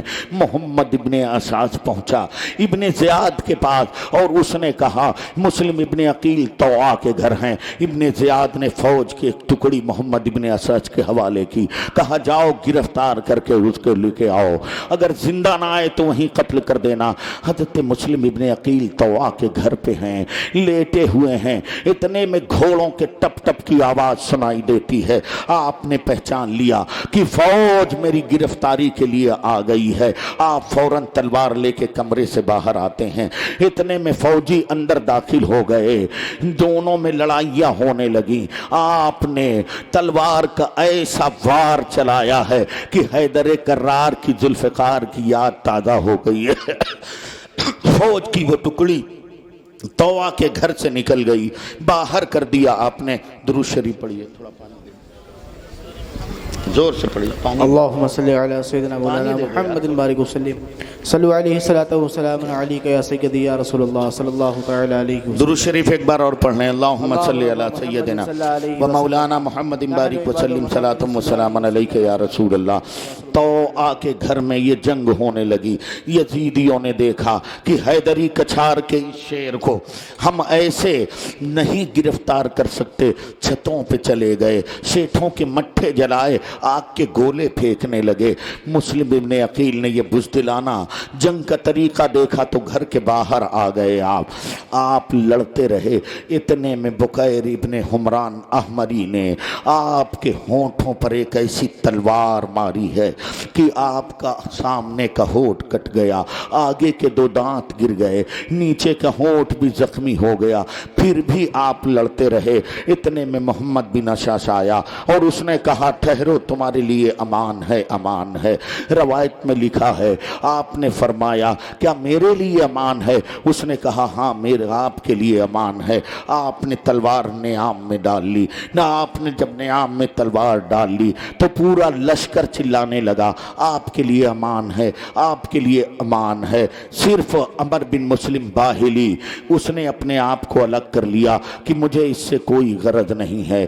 اتنے میں حضرت مسلم ابن عقیل ایک دیوار سے ٹیک لگائے، کہاں اکیلا شخص، کہاں فوج کی پوری ٹکڑی، کتنا لڑتا، تھک گئے تھے, پسینہ سے چور شرابور ہو گئے تھے, تھکن سے چور ہو گئے تھے. دیوار سے ٹیک لگایا, ایک سواری آئی, اس میں بٹھایا گیا اور راستے میں نیام سے آپ کی تلوار نکال لی گئی. آپ نے فرمایا کوفیو تمہاری یہ پہلی بدعہدی ہے. اس نے کہا, محمد ابن اسس نے کہا یقین رکھیے آپ کے ساتھ اچھا سلوک کیا جائے گا. آپ نے فرمایا بس یقین ہی ہے. اور پھر آپ کی آنکھوں سے آنسو نکلنے لگے. عمر بن مسلم باہلی نے کہا اب یہ منظر دیکھ کر تم رو رہے ہو, کیا تمہیں خیال نہ آیا جب تم یزید کے خلاف علم بغاوت لے کے کھڑے ہوئے؟ مسلم ابن عقیل نے فرمایا ظالم, میں اپنے لیے نہیں رو رہا ہوں, میں رو رہا ہوں حسین کے لیے, نواسے رسول کے لیے, جنہیں میرا خط ملا ہوگا اور مجھ پر اعتماد کر کے وہ کوفہ کے لیے رخصت ہو چکے ہوں گے.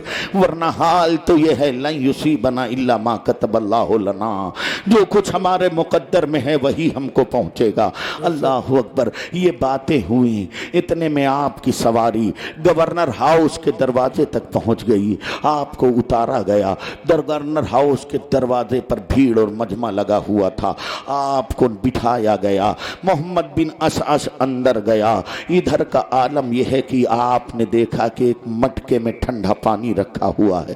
سخت پیاس لگی ہوئی تھی. آپ نے پانی مانگا. یہی مسلم بن عمر باہلی ظالم نے کہا کہ تمہیں پانی کا ایک قطرہ نہیں ملے گا. مگر عمارہ بن عقبہ نے اپنے غلام سے کہا نہیں, ایک کٹورے میں پانی مسلم کو پلا دو. کٹورے میں ٹھنڈا پانی پیش کیا گیا. مسلم ابن عقیل نے کٹورا منہ کو لگایا ہے تو آگے کے دونوں دانت کٹورے میں گر گئے ہیں. پھر آپ نے دوبارہ پانی پینا چاہا ہے, خون ٹپک پڑا ہے. 3 مرتبہ اسے ہی کیا ہے, پورے کٹورے کا پانی رنگین ہو گیا ہے. آپ نے فرمایا شاید اب پانی ہماری قسمت سے اٹھ چکا ہے.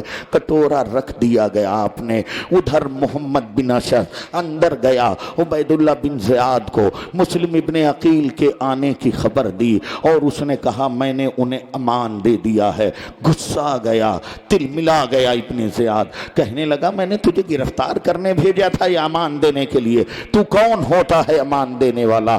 وہ ڈر کے محمد بن اسد کھڑا ہو گیا. گورنر کے سامنے کچھ بول نہ سکا. اتنے میں 2 جلاد آئے. انہوں نے مسلم ابن عقیل کو لیا. آپ اندر گئے تو آپ نے ابن زیاد کو سلام نہ کیا. سپاہیوں نے کہا امیر کو سلام نہیں کیا آپ نے. آپ نے فرمایا اگر امیر میرے قتل کا ارادہ رکھتا ہے تو میں اسے سلام نہیں کرتا, اور اگر میرا قتل نہیں کرنا چاہتا ہے تو پھر لاکھوں سلام ہوں گے. اللہ اکبر. محمد بن اشعث اور اس کے حواری مسلم ابن عقیل کو لے کے ابن زیاد کے پاس پہنچے. ابن زیاد نے کہا تم یہاں کے لوگ اطمینان سے رہتے تھے, فتنہ فساد پھیلانے آ گئے, میں تمہیں قتل کر دوں گا. آپ نے فرمایا کیا تو واقعی مجھے قتل کر دے گا؟ تو اس نے کہا ہاں میں تمہیں قتل کروں گا. کہا اچھا پھر قتل کرنے سے پہلے مجھے وصیت کرنے کی اجازت دے دے. اس نے کہا ٹھیک ہے تم وصیت کرنا چاہتے ہو تو کرو. آپ نے بھرے دربار میں نظر ڈالی تو حضرت سعد ابن ابی وقاص کا لڑکا, وہی ابن سعد وہ قریش کا تھا, وہ نظر آیا. آپ نے سوچا یہ مکہ کا ہے, قبیلہ قریش کا ہے, ہمارے ہی قبیلے کا ہے. بلایا, کہا آؤ میں تمہیں کچھ وصیت کر دوں. ظالم نے ابن زیاد کی طرف دیکھا, ابن سعد نے, اس نے کہا جاؤ وصیتیں سن لو کیا وصیت کرتا ہے. ابن سعد گیا مگر ایسی جگہ بیٹھا جہاں ابن زیاد بھی اسے دیکھ رہا تھا. حضرت مسلم ابن عقیل نے اسے وصیت کی 3 چیزوں کی. کہا دیکھو کوفہ میں نے فلاں شخص سے 700 درہم قرض لیا ہے, میرے قتل کے بعد تم قرضہ ادا کر دینا, اور سنو میرے قتل کے بعد میری لاش کو دفن کر دینا. اور تیسری اور سب سے اہم بات یہ ہے کہ کسی آدمی کے ذریعے آقا حسین کو خبر کرا دو کہ وہ وہاں سے کوفہ کی طرف نہ آئیں, جہاں سے آئے ہیں واپس چلے جائیں. اللہ اکبر. بڑے راز کے انداز میں آپ نے ابن سعد سے یہ باتیں کہی تھیں, مگر دنیا کا لالچی کتا, حکومت کا پیروکار, حکومت کا ٹٹو لٹو اور دلال یہ گیا اور جانے کے بعد ابن زیاد سے تینوں باتیں بتا دیں۔ ابن زیاد نے کہا قرض کے بارے میں تم جانو، تمہارا کام جانے، مگر اس کے قتل کے بعد لاش دفن کرنے نہیں دوں گا، ایسے فتنہ پرور آدمی کی لاش کے ٹکڑے ٹکڑے کر کے قابل عبرت بنا دوں گا۔ اور رہ گئی حسین کی بات تو سنو، اگر وہ ہماری طرف آئے تو ہم ان سے بیعت لیں گے، نہ بیعت کریں گے تو انہیں بھی قتل کر دیں گے، اور اگر وہ کوفہ نہ آئے تو ہمیں ان سے کوئی لینا دینا نہیں ہے۔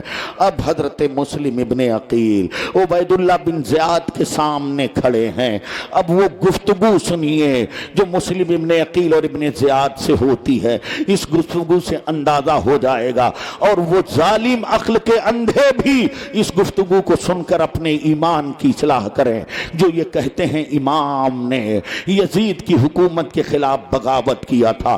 مسلم ابن عقیل کھڑے ہیں، ابن زیاد بیٹھا ہوا ہے، دونوں میں گفتگو ہوتی ہے۔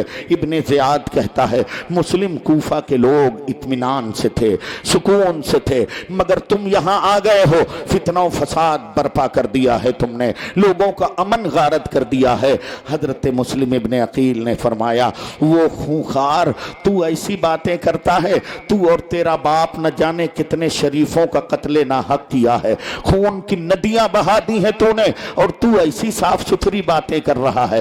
یہ بات حقیقی بات سن کر ظالم برداشت نہ کر سکا، غصے سے تل ملا اٹھا، کہنے لگا حضرت مسلم ابن عقیل سے وہ بدکار تو آج اس طرح کی اصلاح کی باتیں کر رہا ہے، عدل کی بات کر رہا ہے، انصاف کی بات کر رہا ہے، تو بھول گیا وہ دن جب مدینے میں تو شراب پیتا تھا۔ اللہ اکبر۔ حضرت مسلم ابن عقیل کہنے لگے تو خوب جانتا ہے کہ تو جھوٹ بول رہا ہے، ارے ظالم میری طرف شراب کی نسبت کرتا ہے، اور تو بھول گیا کہ تو لوگ خونخوار لوگ ہو، تم انسانی خون پینے والے لوگ ہو، تو نے اور تیرے باپ نے کیسا ظلم کیا ہے ملت اسلامیہ پر، یہ میں حق پر ہوں، میرا آقا حسین حق پر ہے، تم لوگ باطل پر ہو، اور تم باطل کی نمائندگی کر رہے ہو۔ یزید نے ایسی ایسی خرافات رائج کر دی ہیں کہ اس سے پوری ملت اسلامیہ کا نقشہ بدل جائے گا۔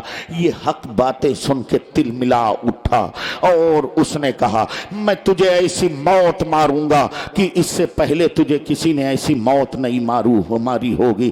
مسلم ابن عقیل نے فرمایا اس طرح کے کام کرنا تیرے باپ کا خاندانی پیشہ ہے، ہم محمد عربی کے نواسے ایسی موت کو موت نہیں سمجھتے ہیں، دلہن سمجھ کے اپنے گلے سے لگا لیتے ہیں۔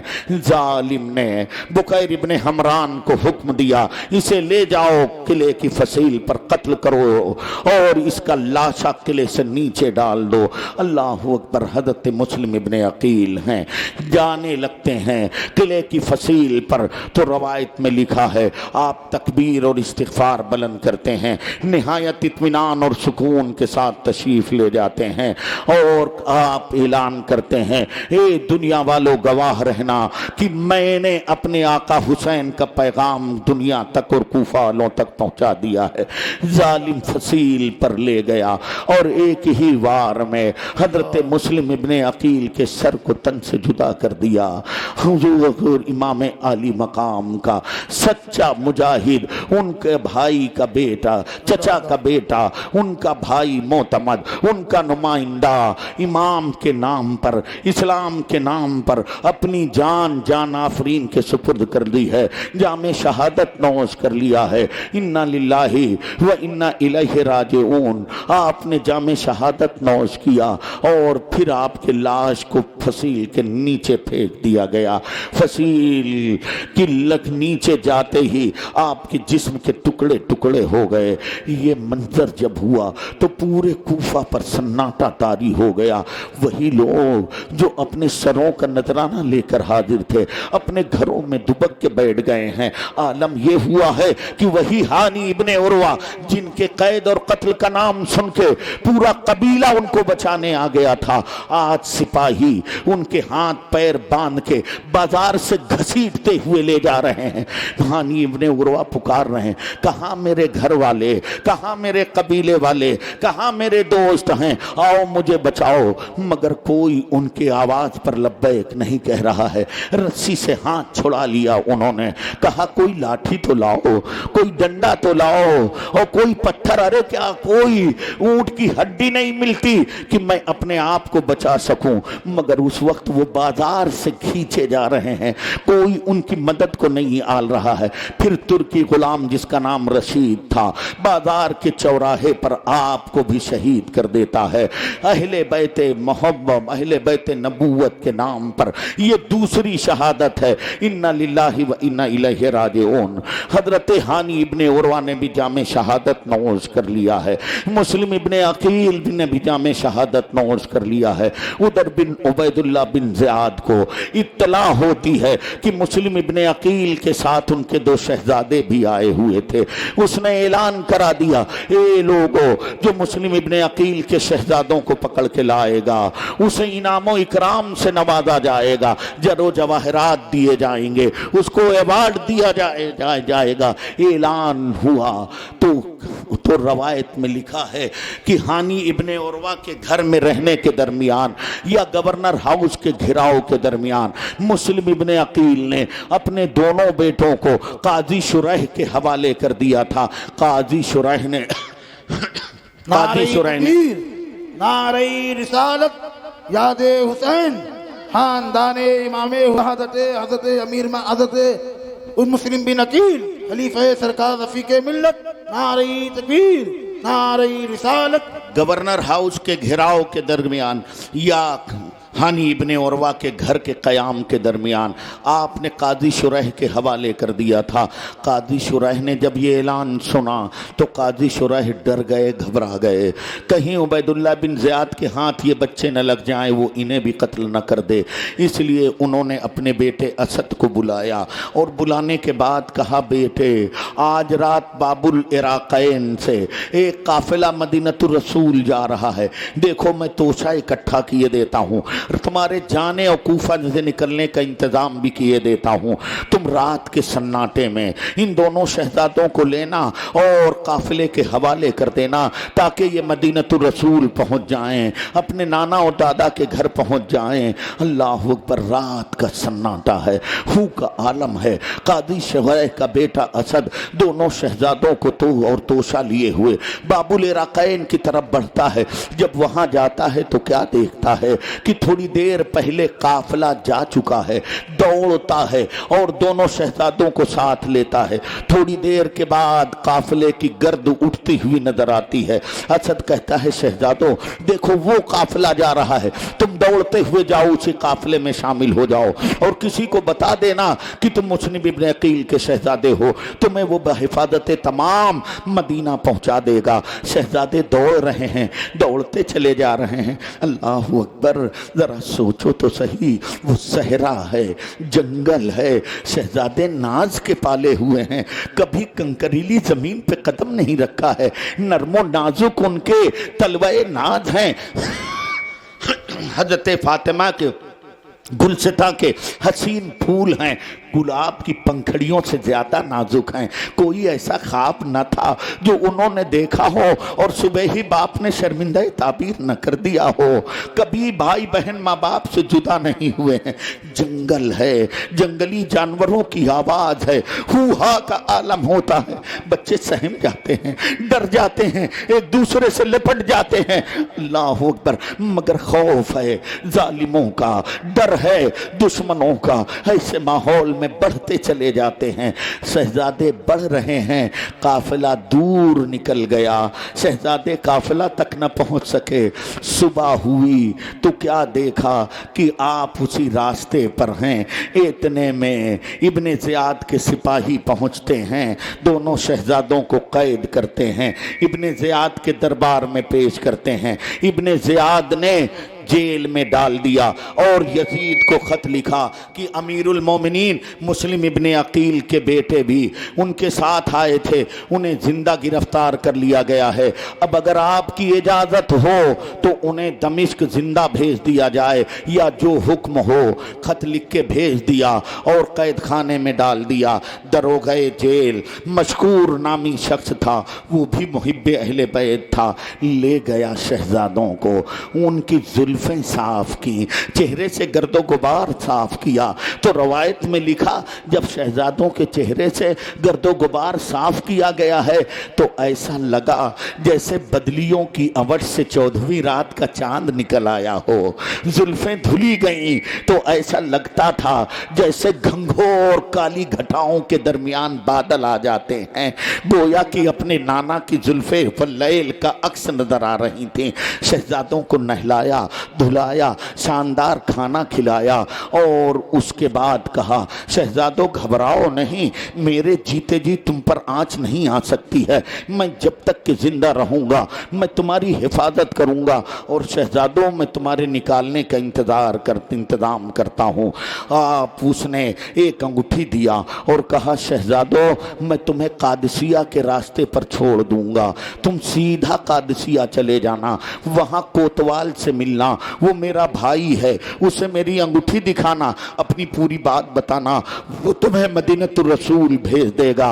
रात का सन्नाटा हुआ है, खतरों को खेलते हुए दरोगाए जेल अपनी जान की परवाह न करते हुए बाहर लड़कों को निकाला, बाहर गया, कूफे से कादसिया के रास्ते पर चला, अंगूठी निकाली, शहजादे को पहनाया और पहनाने के बाद कहा ये सीधा रास्ता कादसिया जाता है, शहजादों इधर उधर न मुड़ना, सीधा चले जाना, सुबह होते होते कादसिया पहुंच जाओगे, वहां के कोतवाल से मिलना, मेरा सलाम कहना, अंगूठी दिखाना, वाकया बताना, वो तुम्हें मदीना भेज देगा। रात भर शहजादे चलते रहे, चलते चलते थकन से चूर हो चुके हैं, पाँव में आबले पड़ चुके हैं। सुबह का सफेदा जैसे ही नमूदार होता है, सूरज की किरणें जमीन पर पड़ती हैं तो तारीख भी और शहजादे भी हैरत में हैं।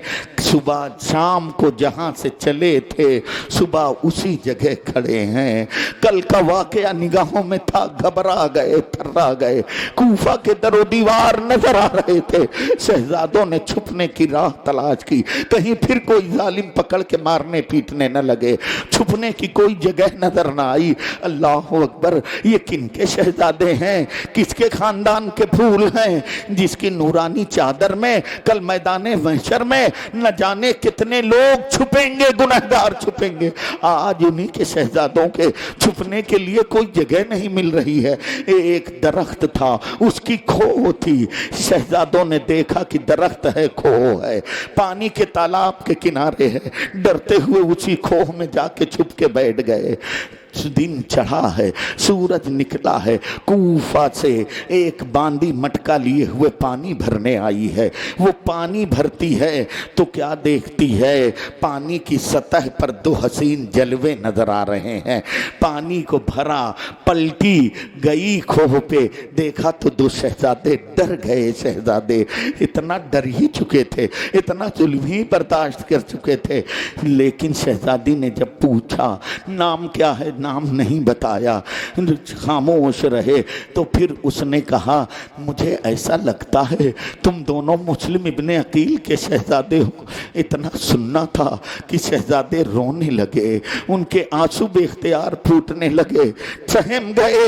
उस बांदी ने कहा शहजादों घबराओ नहीं, मैं भी बीवी फातिमा की एक बांदी और गुलाम हूँ, अब ये जान रहे या चली जाए मैं अपनी जान पर खेल कर शहजादों तुम्हारी हिफाजत करूंगा। शहजादों ये कहाँ खोह में बैठे हुए हो, आओ आओ, मेरा कलेजा हाजिर है, यहाँ अपने कदम रख दो, मेरी आंखों में बैठ जाओ, मेरे आंखों में समा जाओ, मैं फातिमा के हुजूर सुरखरू हो जाऊंगी। कल फातिमा के हुजूर मैं भी तुम्हारी बांदी कहलाते हुए फख्र महसूस करूंगी। तुम्हारी जद्दे करीमा ने अगर मेरी ये खिदमत कबूल कर ली तो मेरी दुनिया और आखिरत कामयाब हो जाएगी। शहजादों कहाँ बैठे हो, आओ आओ। बांदी ने अपने गले से लगा लिया, शहजादे समटे हुए गए हैं। बांदी की मालिकन जो थी वो भी मुहिब्बे हिले पैद थी। ये बांदी गई और जाने के बाद कहा मेरी मालकिन आज मैं मुस्लिम इब्ने अकील के शहजादों को लेके आई हूँ। मालकिन बहुत खुश हो गई, कहा जा मैंने तुझे आजाद कर दिया, आज तूने मेरे घर को रश्के जना बना दिया है, जन्नत का नमूना बना दिया है। پھر وہ بچی وہ مالکن گھر لے گئی، شہزادوں کو نہلایا ہے، دھلایا ہے، آنکھوں میں کاجل لگایا ہے، حسن فطرت کا تو تھا ہی، قدرت کا دیا ہوا حسن تھا ہی، جب سنوارا گیا ہے تو وہ خود کہتی ہے جب بچوں کا چہرہ دھلا، زلفیں سنواری، کاجل لگایا تو ایسا لگا جیسا کہ کھلکھلاتا ہوا سورج میرے آنگن میں اتر آیا ہے۔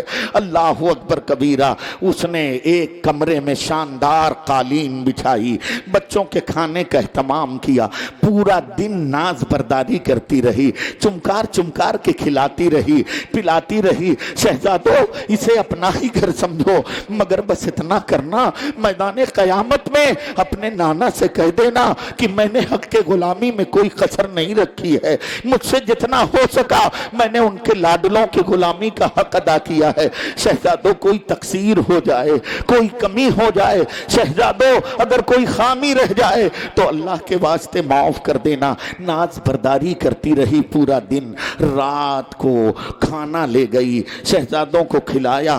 کھانا خوف اور ہراس میں کس کو اچھا لگتا ہے؟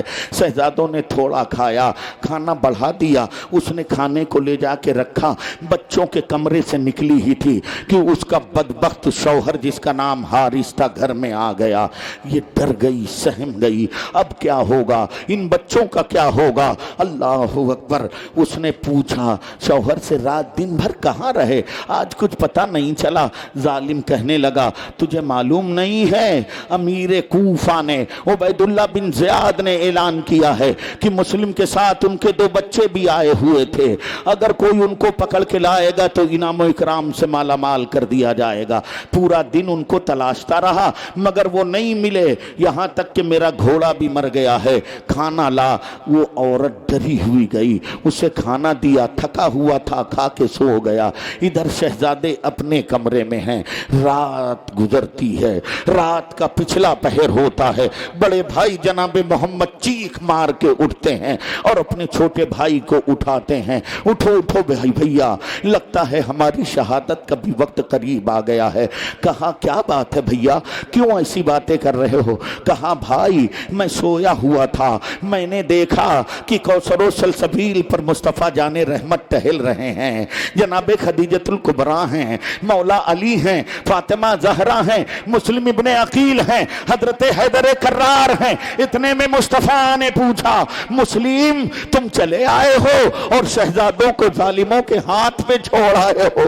بھائی لگتا ہے میری شہادت کا وقت قریب آ گیا۔ دوسرے شہزادے نے بھی کہا ہاں بھیا اسی طرح کا خواب میں نے بھی دیکھا ہے۔ دونوں بھائی چمٹ گئے، چمٹ کے رونے لگے، ان کی چیخ سے وہ حارث بدبخت جاگ گیا، بیوی کو جگایا۔ یہ بچوں کے رونے کی آواز کہاں سے آ رہی ہے؟ بیوی نے کہا ہو سکتا ہے پڑوسن کے گھر سے آ رہی ہو۔ ٹالنے کی کوشش کی مگر ظالم سنک گیا، خود سے چراغ جلایا، گھر میں ڈھونڈنے لگا، پھر شہزادوں کے کمرے میں پہنچا، جا کے دیکھا تو 2 حسین نورانی صورت والے شہزادے اس کے گھر میں بیٹھے ہوئے ہیں۔ پوچھا تم کون ہو؟ شہزادوں نے اس گھر کو جائے پناہ سمجھ رکھا تھا، پناہ کی جگہ سمجھ رکھا تھا، پورا دن ناز برداری کی گئی تھی، اس لیے بلا تعمل کے کہہ دیا ہم دونوں مسلم ابن عقیل کے بیٹے ہیں۔ اتنا سننا تھا، حارث ظالم ٹوٹ پڑا شہزادوں پر، رخسار پہ تماچے مارنے لگا۔ اللہ اکبر۔ شہزادوں کے چہرے پر تماچے مارتے ہوئے ظالم کا کلیجہ نہ پھٹا ہوگا؟ اسے موت کیوں نہ آ گئی اس وقت کہ رسول اللہ کے گلشتہ کے حسین پھولوں پر؟ تمہیں وہ واقعہ یاد نہیں کہ جب کسی سید کو کسی نے ایک ڈنڈا مارا تھا تو مصطفیٰ پیارے نے اپنی کلائی دکھائی تھی، ظالم تو نے مجھے ڈنڈا مارا ہے۔ آج اس نبی کے کلمہ پڑھنے والے نے مصطفیٰ کے لاڈلوں کو تماچا مارا ہے۔ کتنا کرب ہوگا نبی کو، کتنا اضطراب ہوگا مصطفیٰ کو، کیسے بے قرار ہوں گے مصطفیٰ۔ مارا، خوب مارا، زلفیں باندھی، مشکیں کش دی، بیوی آئی کمر پکڑ لیا، ارے ظالم یہ کیا کر رہا ہے؟ یہ مصطفیٰ کے لاڈلے ہیں، یہ فاطمہ کے لاڈلے ہیں۔ مصطفیٰ نے میدان محشر میں پوچھ لیا کیا جواب دے گا؟ بدبخت ازلی تھا، بیوی کو مکہ مارا، دیوار سے ٹکرائی، بے ہوش ہو گئی۔ صبح ہوا، ظالم نے ایک کھچر پر دونوں شہزادوں کو لادا، دریائے فرات کی طرف لے کے چلا۔ وہاں گیا، دونوں شہزادوں کو کھڑا کیا، میان سے تلوار نکالی، اتنے میں بیوی اور باندی دونوں دوڑتی ہوئی قریب آئیں۔ ایک نے ہاتھ پکڑ لیا، ایک نے کمر پکڑ لیا، ارے ظالم مارنا ہے تو لے، میری گردنیں حاضر ہیں، مگر چھوڑ دے ان شہزادوں کو، معاف کر دے ان لاڈلوں کو۔ ان کو مارنے لگا۔ روایت میں لکھا ہے اتنا مارا کہ اس کی بیوی اور باندی بے ہوش ہو گئی۔ پھر ظالم نے تلوار اٹھایا، چلانا چاہا، بڑے بھائی نے کہا پہلے مجھ پر چلا، میں چھوٹے بھائی کی لاش کو نہیں دیکھ پاؤں گا۔ چھوٹے نے کہا پہلے مجھ پر چلا، میں بڑے بھائی کا لاشا نہیں دیکھ پاؤں گی۔ الغرض تقدیر کو کچھ اور منظور تھا، اللہ نے اپنی کتاب مخصوص میں کچھ اور لکھا تھا، ورنہ یہ حیدر کرار کے سپوت تھے، ان کی رگوں میں حیدر کرار کا خون دوڑ رہا تھا۔ ایک حارث کیا، ایسے ہزار حارثوں کو موت کے گھاٹ اتار دیتے، مگر بچپنے میں جام شہادت نوش کرنا تھا۔ پر بجلی کوندی ہے، تلوار گری ہے، دونوں شہزادوں کے سر تن سے جدا ہو گئے ہیں۔ ساحل فرات پر حسین کو دو غلام اور جام شہادت نوش کر چکے ہیں۔ انا للہ و انا الیہ راجعون۔ پھول تو 2 دن بہارے جاں فضا دکھلا گئے، حسرت ان گنچوں پہ ہے جو بن کھلے مرجھا گئے۔ اب ظالم نے شہزادوں کے سروں کو توبڑے میں رکھا اور عبید اللہ بن زیاد کے دربار پہنچا۔ توبڑا رکھا اور عبید اللہ بن زیاد سے کہا امیر کے دشمنوں کا سر لایا ہوں انعام و اکرام کی لالچ نے۔ عبید اللہ بن زیاد نے کہا یہ میرے دشمن کون ہیں جن کے سر تو لایا ہے؟ حارث کہنے لگا مسلم ابن عقیل کے بیٹوں کا سر لایا ہوں۔ دل ملا اٹھا ابن زیاد، کہنے لگا ارے ظالم تو نے یہ کیا کیا؟ میں تو امیر المومنین کو لکھا تھا یزید کو کہ انہیں زندہ رکھا ہے، اگر کہیں یزید نے ان بچوں کو زندہ مانگ لیا تو میں کیا جواب دوں گا؟ تو نے میرے پاس زندہ پکڑ کے کیوں نہ لایا؟ حارث کہنے لگا مجھے ڈر تھا کہ کوفہ کے شہری میرے ہاتھوں سے چھین لیتے۔ عبید اللہ بن زیاد کہنے لگا کہ کسی محفوظ جگہ رکھ کر مجھے خبر دیتا، میں سپاہیوں سے پکڑوا لیتا۔ بات جاری تھی، اتنے میں عبید اللہ بن زیاد نے مقاتل نامی دجال کو اشارہ کیا۔ مقاتل نامی دجال نے تلوار کھینچی اور بھرے دربار میں حارث کے مارا، 2 ٹکڑے ہو کے حارث زمین پر گر گیا۔ نہ خدا ہی ملا، نہ وصال صنم، نہ ادھر کے رہے نہ ادھر کے ہم۔ ان شہزادوں نے، مسلم ابن عقیل حسین کے قاصد اور نمائندے نے، ان کے شہزادوں نے دریائے فرات پر حسین کے نام پر جان قربان کر دیا ہے۔ ادھر مکہ میں حسین ہیں، ان تک ان کے نمائندے، مسلم ابن عقیل کا خط پہنچتا ہے اور کوفیوں کی وفاداری کا اظہار کیا گیا ہے۔ اب صحابہ کو بھی سمجھا دیا ہے اور حضرت حسین نے رخت سفر باندھ دیا ہے۔ حسین کی سواری کوفہ کا مکہ سے کوفہ کی طرف روانہ ہوتی ہے۔ وما علینا الا البلاغ۔ السلام علیکم۔